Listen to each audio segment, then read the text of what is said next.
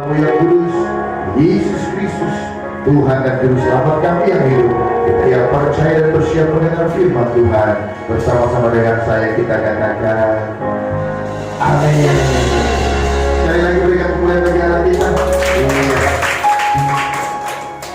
Di nama Tuhan, luar biasa.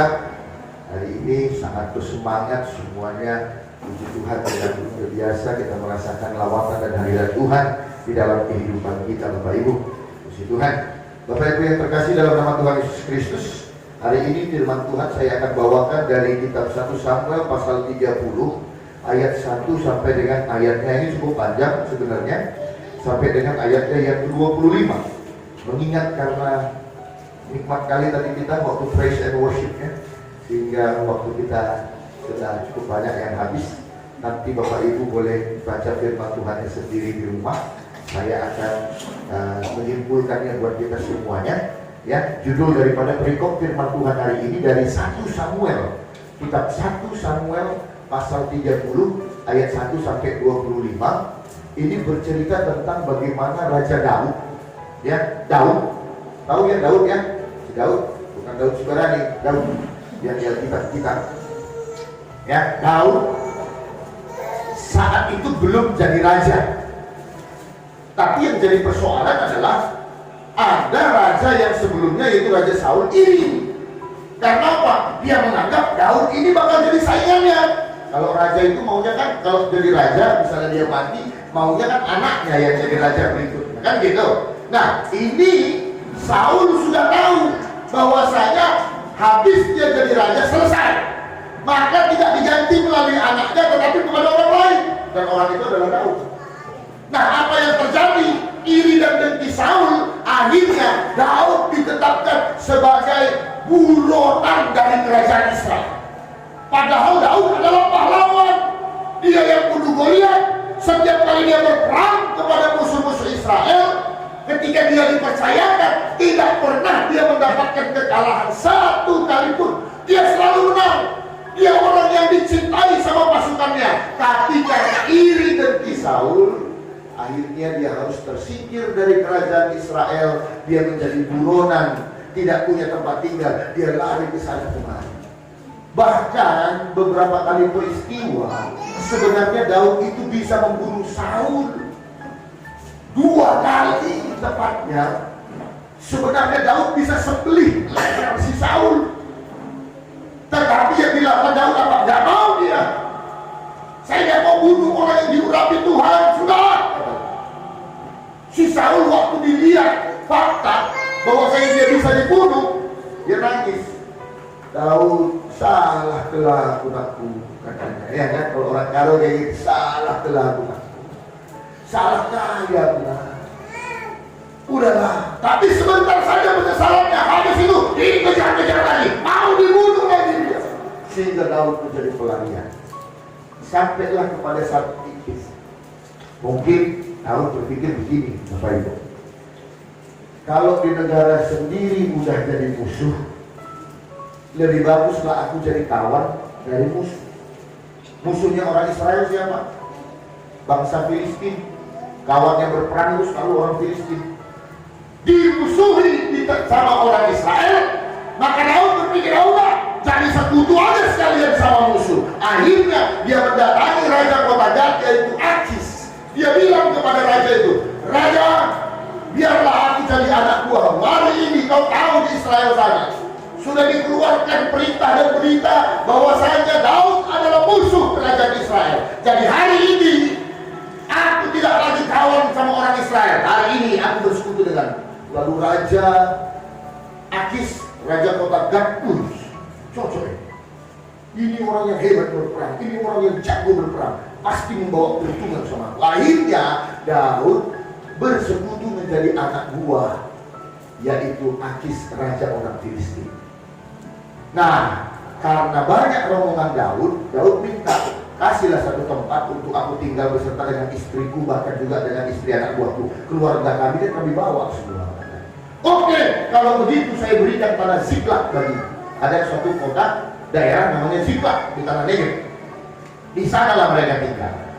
Asal orang Filistin berperang, asal orang si Raja Akis berperang, Daud selalu ikut serta menolong. Nah, saat itu terjadilah persoalan. Orang-orang Filistin mau berperang dengan orang Israel. Wah, ini Daud agak bergumul juga. Bayangkan dia harus melawan bangsanya sendiri. Nah, akhirnya apa yang terjadi? Waktu sudah berkumpul raja-raja orang Filistin, si Akis, waktu sudah panglima Daud. Akis Daud. Berangkatlah si Daud dari Ziklag ini menuju ke lembah Yizreel, tempat mau pertarungan mereka orang Filistin. Tapi begitu sampai si Daud di sana, kawan-kawan raja Filistin yang lain, raja-raja Filistin yang lain bilang begini, kenapa ini orang Ibrani kau ikutkan? Kita mau perang sama orang Ibrani, kok ikut lagi dia? Gawat, kita nanti tiba-tiba di medan pertempuran, tiba-tiba dia berkhianat sama kita, kacau kita. Ya, tapi ini orang setia, kata si Akis. Nggak yakin aku, kata yang lain. Kalau begitu ya, suruh aja pulang lagi balik. Lebih aman dia nggak ikut perang, biar kita jadi perang sama orang Israel. Ya udahlah kalau kayak gitu. Udah pulanglah balik, kata si Akis sama si Daud. Jarak perjalanannya 3 hari, Bapak Ibu. Jarak perjalanan 3 hari. Pulanglah balik si Daud. Balik dia ke kota Ziklag, apa yang dilihat ketika pulang? Bukan sambutan. Kan biasa itu kalau suami pulang kerja, istri menyambut, ya kan? Anak-anak datang, jangan kan anak-anak anjing pun ikut nyambut kan gitu, anjing kita dulu udah goyang-goyang ekornya, kan biasa ya. Ketika mereka pulang setelah 3 hari perjalanan, apa yang dilihat mereka? Semua perkampungan mereka sudah hangus terbakar. Ternyata waktu mereka pergi, ada musuh yang datang menyerang, yaitu orang-orang Amalek, pencuri-pencuri. Dan ngerinya, semua harta mereka diangkut, bahkan istri dan anak-anaknya semua dibawa. Waduh, begitu hancur hati si Daud. Dan pasal 30 ini menceritakan bagaimana Daud sangat hancur hatinya. Ayat yang keempat dikatakan sana, lalu menangislah Daud dan rakyat yang bersama-sama dengan dia itu dengan nyaring sampai mereka tidak kuat lagi menangis. Sakit pahitnya dia rasa. Bisa kebayang nggak kalau saat ini kita dalam posisi Daud? Dia yang diurapi oleh Tuhan, dia nggak pernah minta jadi raja, tapi Tuhan memilih dia. Apa yang terjadi bukan dia jadi raja, tapi jadi buronan dari tempat yang lain. Apa yang terjadi? Dia bukan jadi orang yang luar biasa, tetapi dia mengalami penderitaan dan sangat menderita. Sampai pada akhirnya dia mengambil keputusan, udahlah, karena aku dibenci orang Israel, aku gabung ke orang Filistin. Tapi apa juga yang terjadi? Begini juga yang didapatnya anak istrinya semua. Akhirnya harus diambil oleh orang-orang Amalek.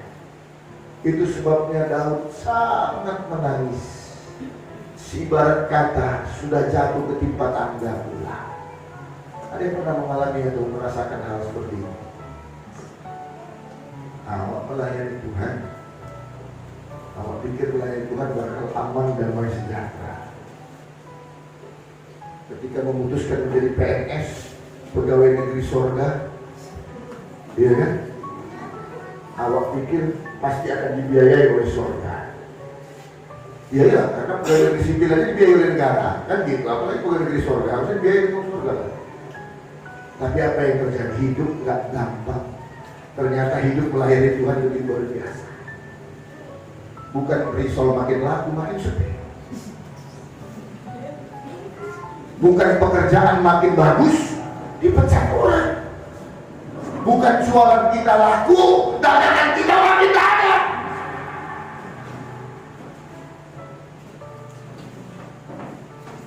Kemudian pulang ke rumah,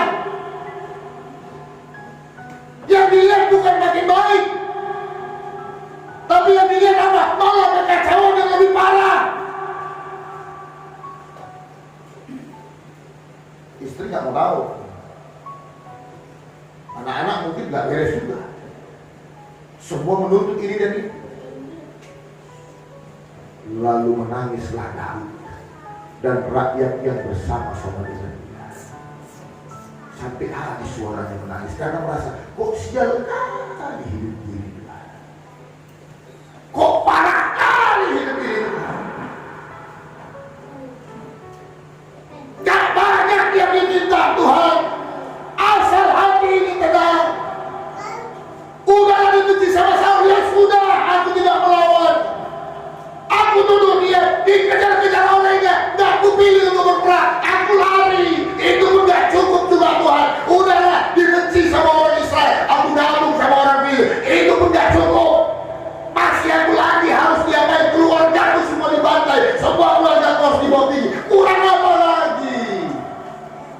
makanya untuk nangis, Tuhan.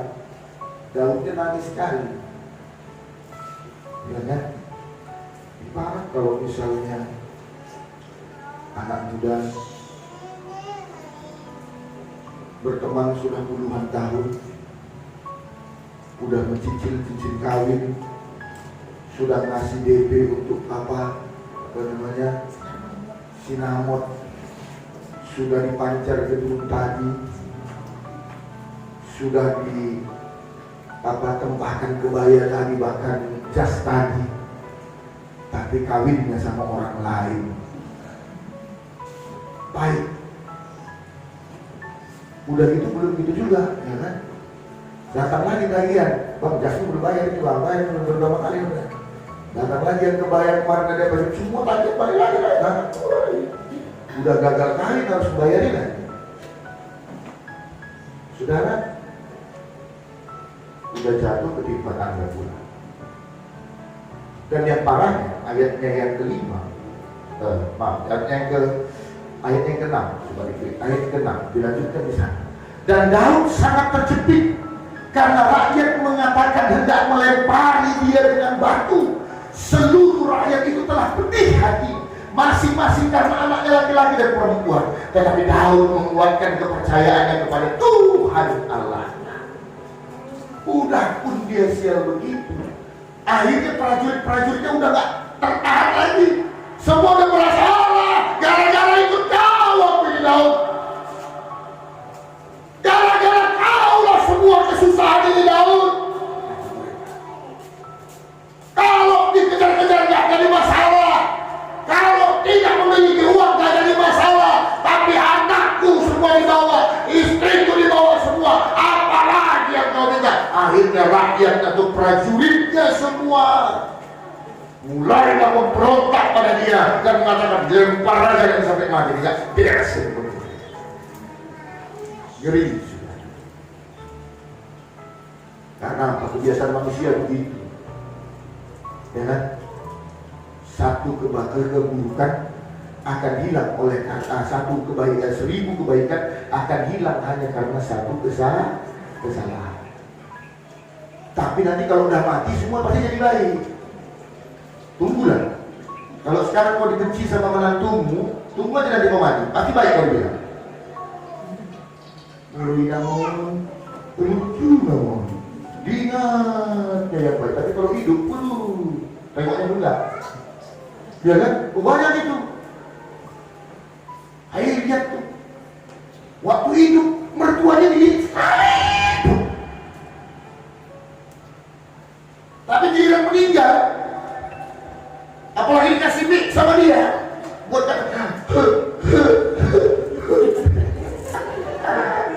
aduh ya mantap. Jauh merasakan prajurit yang boleh memberontak. Saudara, hidupnya sangat susah, keadaannya sangat terjepit, semua serba tidak ada yang benar saat itu. Tetapi apa yang dilakukan oleh Daud, dan ini yang mau kita pelajari bersama-sama. Barangkali situasinya mirip-mirip dengan kita. Segala sesuatu sudah mendesak ini, ya kan? Segala sesuatu sudah merapat ini. Yang susah ekonomi, datang pula di rumah juga nggak mau ngerti, datang lagi segala kebutuhan atau biaya tetap harus dibayari, nggak bisa minta pending bank tadi, tetap cicilan itu harus dibayar. Semua sudah merasuki. Listrik tadi nggak bisa kompromi, tetap juga dia kalau udah habis tit di bawah 500 tetap tit katanya kan, mana bisa dia? Ya udahlah, tapi dia buka pelanggan lagi susah, diam aja lah dulu, nggak ada sudah. Tetap juga dia punya tit di bawah 500 dibanting itu. Untuk beli data pun tak ada. Kenapa nggak beli? Data pun tak bisa beli. Untuk impor terpaksa bertambah. Ya kan? Cari-cari yang mana wifi biar bisa. Ngeri deh. Kenapa? Mungkin kejadian Daud mewakili kita juga. Situasi kita mungkin seperti itu. Tapi kita mau belajar bagaimana Daud bisa menyikapinya. Saudara, apa yang dilakukan oleh Daud? Ayatnya yang ke-6. Saya baca dulu dalam bahasa Batak. Saya tidak tertarik dengan bahasa ini. Bataknya bilang begini. Ayat yang ke-6. Kira-kira dalam bahasa Batak begini. Jadi habubutan sidutuma rohani sidam. Aiditahi situan mantolok. Kedena tolopi dai mandang guri bana dohon batu ala busar rohani sadong natolopi. Ganok ala ni akka anak dohon boruna. Alai, nah ini dia. Alai marsihohon doa rohani sidau mida Jehovah debata. Kalau di dalam bahasa Indonesia, tetapi Daud menguatkan kepercayaannya. Dalam bahasa Bataknya marsihohon. Kalau bahasa Inggris selalu panas ya kan. Ada hubungannya kan? Maksudnya marsihohon. Marsihohon itu kembali. Saudara, hal yang pertama, ketika situasi kita mungkin dalam situasi seperti Daud, yang kita lakukan adalah datang kepada Tuhan. Marsihohon. Jangan minta bantuan pada yang lain. Daud tidak hubungi siapa-siapa. Yang dia lakukan adalah menguatkan kepercayaannya. Saat imannya sedang diuji, yang dilakukan oleh Daud adalah Tuhan kuatkan aku, Tuhan kuatkan aku. Dia kuatkan kembali kepercayaan. Dan dia kuatkan dengan apa, saudara? Ayatnya yang ke-7 dikatakan, lalu Daud memberi perintah kepada Imam Abiatar bin Ahimelek, bawalah efod itu kepadaku. Maka Abiatar membawa efod itu kepada Daud. Efod itu tahu Bapak Ibu? Efod itu semacam, kalau kita sekarang itu kayak rompi naik kereta. Karena ada rompi kulit untuk menahan angin. Nah, orang imam-imam di Israel sana itu ada perlengkapannya, salah satunya selain jubah, yaitu di depannya itu harus pakai efod. Jadi dia dikalungkan di leher, diikat ke belakang, dan itu berbentuk segi empat. Ada 12 batu di sana yang mewakili 12 suku orang Israel. Itu dipakai untuk berdoa sebagai perantara supaya dekat dengan Tuhan. Itu selalu dipakai para imam. Dan Daud pada akhirnya sudah menguatkan hatinya. Dia gak mau cari pertolongan kepada Tuhan manapun. Dia gak mau berandai-andai apapun lagi. Yang dia lakukan adalah dia datang berdoa kepada Tuhan. Bapak Ibu tahukah saudara apa yang sebenarnya Tuhan sedang tuntut dari Daud? Tuhan sedang mengajarkan Daud, karena kau mengantarkan pikiranmu, karena kau mengantarkan pikiran dan hatimu, maka ini yang terjadi. Dan kau harus belajar, kau kembali kepadaku, berdoa meminta petunjuk atas. Karena yang nyuruh Daud untuk gabung ke orang Filistin, dia nggak tanya Tuhan. Dia pikir itu keputusan yang tepat. Dia datang ke orang Filistin. Lalu pada akhirnya kesulitan itu terjadi. Daud kembali menggunakan efod dan dia meminta petunjuk pada Tuhan. Pak, kalau sekarang dikasih uang 50 juta, mau nggak? Mau, semua pasti mau. Tapi kalau dikasih 50 juta lalu dikatakan kau harus bisa buat 50 juta ini berlipat kali ganda sebagai modal usaha, kita masih bingung. Situasi yang gak menentu sekarang mau buat usaha apa? Iya kan? Mau jualan, orang gak sanggup beli. Kan gitu. Mau menggunakan duit, semua memang mau minjam. Siapa minjam gak mau? Pasti mau. Membayarinya yang gak mau, kan gitu yang berat. 50 juta kemana? Bapak Ibu, itu sebabnya kita perlu datang pada Tuhan dan meminta petunjuk pada Tuhan. Apa yang harus kita buat Tuhan? Memilih pasangan hidup, Tuhan, inikah kehendakmu? Inikah yang kau mau? Atau ini hanya paksaanku saja karena aku sangat mengasihi dia? Karena banyak anak-anak muda kayak gitu. Kalau memang dia jodohku Tuhan, biarlah dia yang menjadi jodoh. Kalaupun bukan dia Tuhan, biarlah dia juga yang jadi jodoh. Bukan ada salah. Kemana pun harus dia dipasangkan. Bapak Ibu, yang pertama, kuatkan kepercayaanmu. Jangan lari kemana-mana, bersujudnya kepada Tuhan. Jangan minta bantuan kemana-mana, minta bantuan pada Tuhan. Tolong saya, kuatkan. Kuatkan. Kemudian yang kedua, minta petunjuk pada Tuhan. Mungkin selama ini kita sudah kurang berdoa. Mungkin selama ini kita kurang bersekutu dengan Tuhan. Dan tiga masalah itu terjadi. Tuhan meminta kita untuk lebih dekat lagi dengan Dia. Untuk tidak bermain-main ketika kita beribadah kepadanya. Untuk tidak bermain-main ketika kita berdoa kepadanya. Kita sungguh-sungguh serius bersekutu dengan Tuhan. Daud kan bisa aja berdoa tanpa efort. Bisa saja. Ketika dia berdoa, Tuhan tolong, enggak. Tapi kali itu dia tahu ini persoalan serius dan dia tidak bisa lagi beribadah secara main-main. Dia minta effort Tuhan supaya dia bisa berdoa dengan khusus, meminta petunjuk Tuhan. Kalau kita mau terjadi terobosan dalam hidup kita, doa itu adalah sesuatu yang sangat penting yang harus kita lakukan. Jangan pula waktu senang kita lupa berdoa. Waktu banyak duit, lupa berdoa. Karena banyaknya uang kan gitu. Malam ini kemana? Oh sini. Malam ini kemana? Oh kling. Malam ini kemana? Oh ke Starlight. Malam ini ke Medan Mall. Oh jalan terus, gak sempat doanya. Banyak uang. Banyak uang lupa doa. Lagi kirim lupa doa. Ini yang mana? Lagi kirim, aduh, yang mana bukan doa. Bersungut-sungut sama Tuhan. Bukan jujur sendiri. Berapa ini? Enggak juga berdoa. Sampai setro dia mikirin kehidupannya tadi. Akhirnya enggak juga berdoa. Ayo saudara. Zaman makin serem, zaman makin edan, segala sesuatu enggak menentu. Kalau kita enggak jadi orang yang kuat berdoa meminta pada Tuhan, kita putus saudara.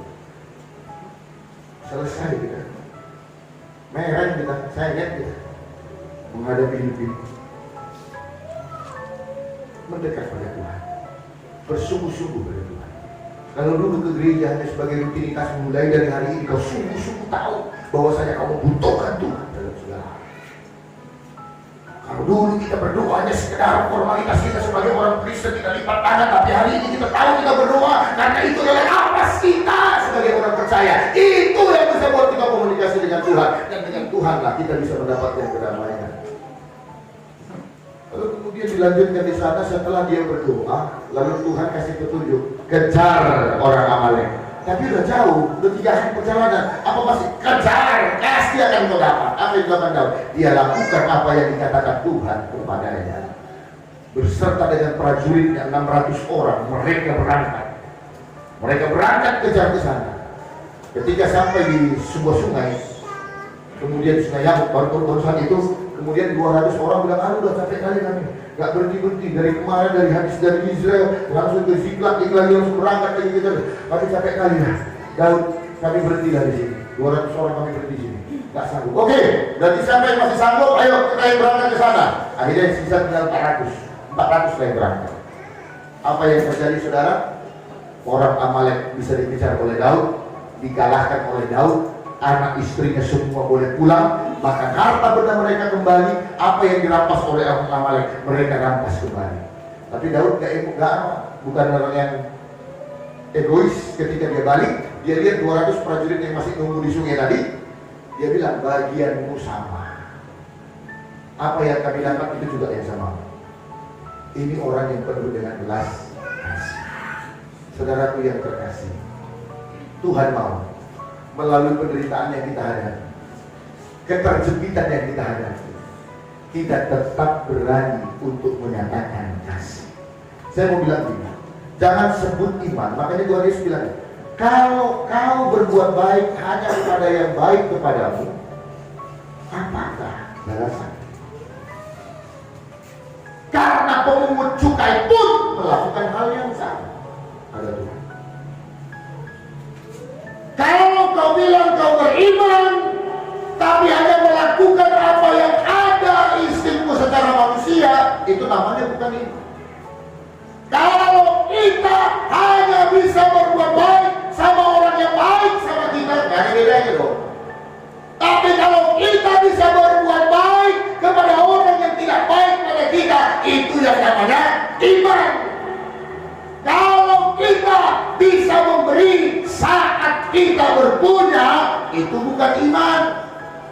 Tapi yang namanya iman adalah kita tetap memberi walaupun keadaan masih susah dan kita nggak punya apa-apa, kita tetap berani memberi. Itu namanya iman. Bapak Ibu,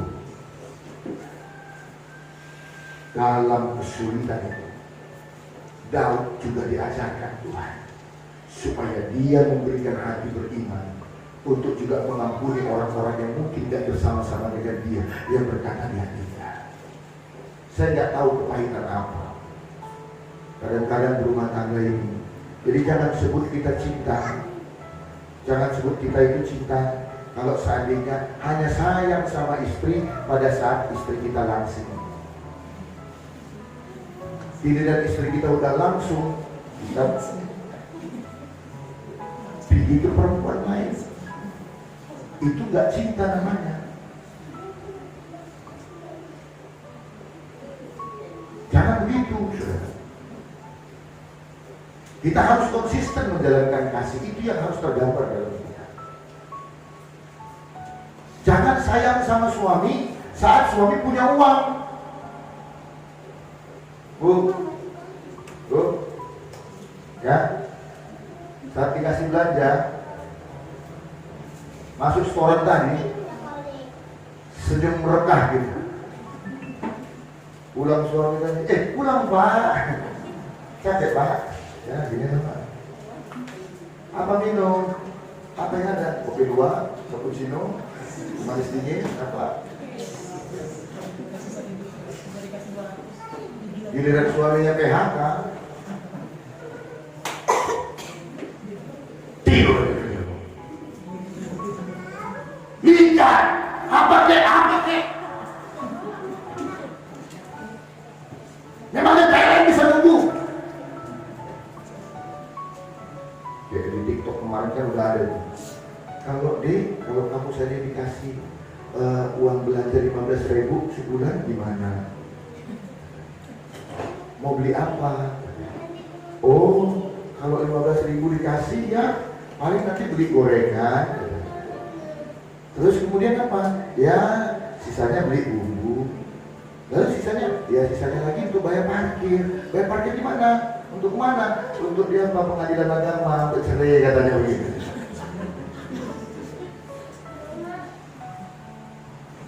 Pak, Bu, Tuhan kita, dengar ini baik, ini perlu sekali. Tuhan kita mengasihi kita tanpa syarat, amin. Lalu kalau kau masih mengasihi orang juga dengan syarat, kita belum bagian dari itu. Kalau kita hanya mengasihi orang dalam kondisi yang baik, hanya dalam kelebihannya, kita belum orang baik. Tapi kalau kita mengasihi orang tanpa syarat, kita mengasihi orang lain dengan segala kekurangannya juga, kita orang baik. Amin. Mau jadi orang baik?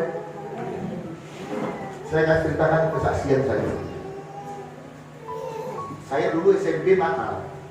Nakalnya kan nakal kali lah, belum nakal kali sih. Kalau nakal kali pas SMA. Tapi nakal pun gitu, tapi waktu di SMP itu udah parah. Saya berkelahi dengan anak murid dari sekolah lain. Datang nyerbu ke sekolah saya.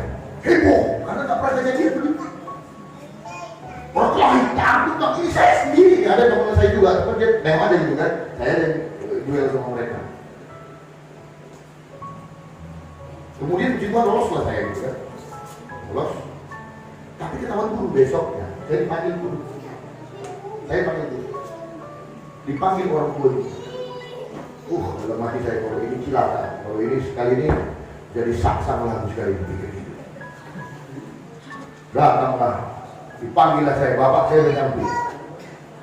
Gak ada duit. Datang BP. Sambil berdiri ibu-ibu. Ini tawaran apa Pak? Ini nakal Pak. Apa ini? Kembali ke sekolah. Saya bilang, terus sampai guru BP nanti begini di depan bapak saya. Orang bapak ini, bapak ini, terus.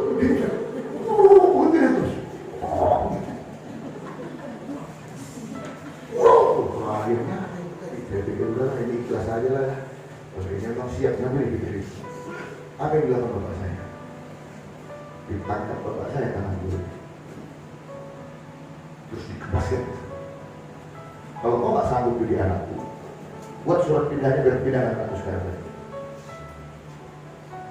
Kita pulang. Di mobil cuma ya kan. Kalau ini selesai, isinya tuh lagi. Dibawanya sampai ke Pancabudi. Pancabudi masih ada soto di situ. Udah makan soto kita? Sambil makan, masih makan nih. Ini dikenyangin dulu, baru dicampur lagi kan? Kayak baru Natal gitu. Dia bilang sama saya, dia rangkul saya. Kayak mana pun kau itu anakku. Seperti apapun kau, tidak akan ada yang boleh menyakiti kau dan merendahkan kau. Di situ saya merasakan hati Bapak yang luar biasa. Hati-hati Bapak saya bukan orang kompromi. Sampai SMA masih dihantam saya pakai sapu, gagang sapu.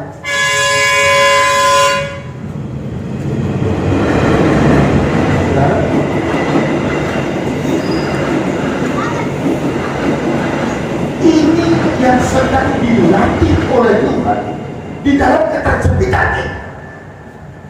Bisakah kita juga mengasihi orang lain seperti itu? Mengasihi pasanganmu seperti itu? Mengasihi anakmu dengan segala kekurangannya? Mengasihi gerejamu dengan segala kekurangannya? Ini yang harus jadi tampilan kita, Bapak Ibu. Kalau kau hanya mengasihi suamimu ketika dia peluang banyak, tak perlu kau lakukan itu. Perempuan lain jauh mengasihi suamimu. Amin. Jangan ibu pikir ibu saya kali aku sama Pak Pani tadi karena kirimannya 30 juta tiap bulan. Enggak Bu. Pasti ada perempuan yang jauh lebih sayang kalau dikasih 30 juta lebih dari itu. Mau saya cerita kita. Begitu juga kita. Hargai istri yang sudah berlelah. Hormati apa yang mereka perbuat. Ketika masalah itu terjadi, Tuhan mau bilang pertolongan pasti akan datang. Pertolongan pasti akan tiba. Tidak ada masalah yang terus, akan ada akhirnya. Pasti pemulihan itu terjadi. Pasti terjadi. Tapi menuntut dan menunggu itu, ayo kita perbaiki hidup kita. Kalau dulu kita masih jauh pada Tuhan, mulai dari hari ini, mari kita jadi orang yang suka berdoa pada Tuhan, yang datang pada Tuhan.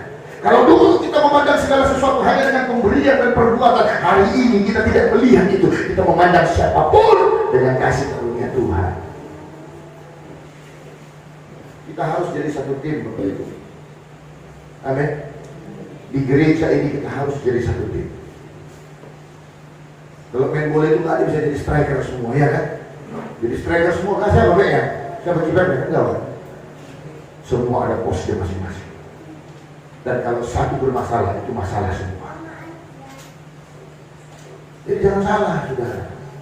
Jangan jadi laki-laki yang tenang aja. Biar suami istrinya yang selentang telungkup, jingkar jungkir balik kanan kiri segala macam. Ingat baik, utang istrimu, utangmu. Amin. Bisa rupanya enggak? Atau istri juga jangan slow-slow. Ada masalah suami udah telentang telungkup, utang sana utang. Ingat baik, suamimu dikejar orang yang malu. Istri juga.